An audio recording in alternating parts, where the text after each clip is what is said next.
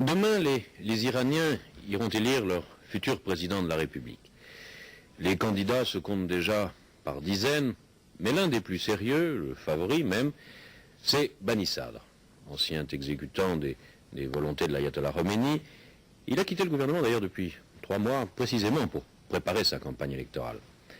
Cette élection, vous en conviendrez, a d'autant plus d'importance qu'arrive au jour même où l'ayatollah Khomeini est hospitalisé pour malaise cardiaque, alors que, aussi bien Kurt Waldheim nous le disait la semaine dernière à l'événement, et les États-Unis le répétaient hier, avec le futur président de l'Iran, on devrait pouvoir s'entendre pour libérer les otages américains et retrouver dans la détente des relations plus normales. À voir le reportage d'Alain Rodier sur la campagne électorale de Bani Sadr, on s'aperçoit de plus qu'il n'y a pas que l'ayatollah Khomeini à disposer d'un support populaire. Bani Sadr aussi. De plus, il est bien organisé pour gagner, comme bien des candidats dans les pays occidentaux. En fait, on peut se demander si cette campagne ne nous fait pas déjà apercevoir un Iran qui se dégage de certains excès de ces derniers mois.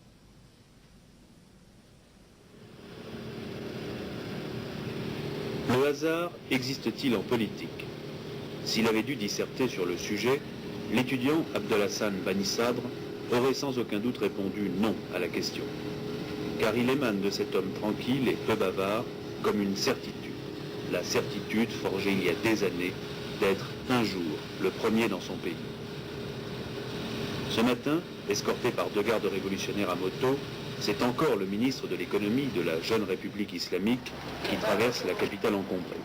Demain, ce sera peut-être le président Bani Sadr. Peut-être, car dans ce pays qui n'a jamais élu qui que ce soit, bien des données échappent à notre logique occidentale. En tout cas, le candidat Bani Sadr, lui, est né au lendemain de la Révolution. Depuis près d'1 an, il mène campagne à sa manière, partageant son temps entre ses fonctions de membre du Conseil de la Révolution et de ministre des Affaires étrangères, puis plus récemment de ministre de l'économie. L'apparence de M. Bani Sadr est celle d'un homme rassurant, raisonnable et modeste. Il ne porte jamais de cravate et se refuse à utiliser le bureau ministériel, préférant une petite table près de la fenêtre.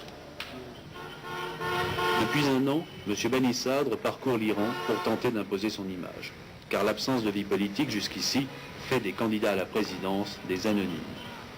Selon lui, le principal avantage de l'élection présidentielle, et surtout des législatives qui suivront dans 1 mois, c'est de permettre enfin d'établir une carte politique de l'Iran. Depuis son retour avec l'imam en février dernier, le candidat Bani Sadr est à l'écoute. Il analyse la vie du pays et ses conseillers lui rendent visite à tout moment.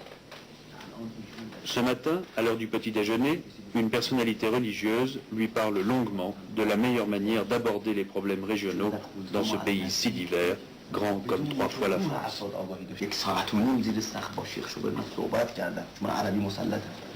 Et si l'on peut parler aujourd'hui d'une supériorité de Bani Sadr sur les autres candidats, elle réside en grande partie dans la connaissance qu'il a des gens et de leurs problèmes. On peut les classer dans 4 catégories. Sécurité, problèmes, difficultés économiques, unité nationale, l'indépendance et les valeurs qu'il faut remplacer aux valeurs de l'ancien régime, c'est-à-dire comment on considère l'homme, la jeunesse, leur place, les problèmes de jeunesse, etc.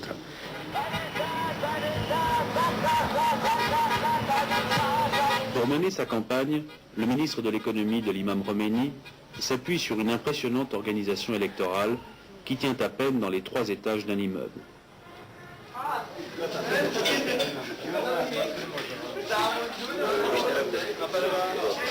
Dans le hall, c'est le défilé incessant des supporters qui viennent chercher tracts et affiches. Non loin de là, on arbore avec fierté un exemplaire des calicots installés dans les rues et sur lesquels les passants viennent apposer leur signature en expliquant pourquoi ils voteront Bani Sadr. Au premier étage, des lycéens préparent les pochoirs qui serviront à imprimer l'image du candidat sur les murs de la ville. À côté, on inscrit au fur et à mesure le nom des associations qui apportent leur soutien.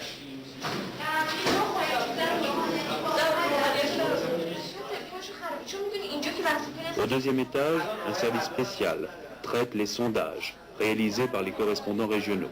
400 comités ont été mis sur pied en province et ces étudiants reportent sur des fiches les réponses aux différents questionnaires.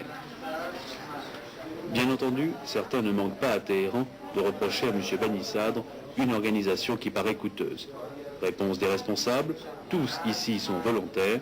Quant à la propagande région par région, elle est payée par les comités locaux qui trouvent eux-mêmes l'argent.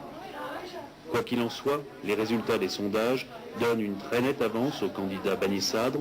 Le maître d'œuvre de cette organisation, c'est M. Salamatian, un Iranien qui a vécu 14 ans à Paris. Il y a 3 semaines, les indécis, les sans opinion, c'était 15 à 17%. Le reste était décidé. Donc il y a une mobilisation. Il y a une mobilisation et les fluctuations sont très faibles. Moi, je crois que les décisions sont faites. Et les gens en Iran ont été hautement politisés au cours de cette année.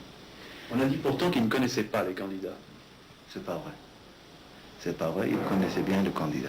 En Iran, il y a des gens qui se trompent sur le niveau et la qualité de conscience politique des gens.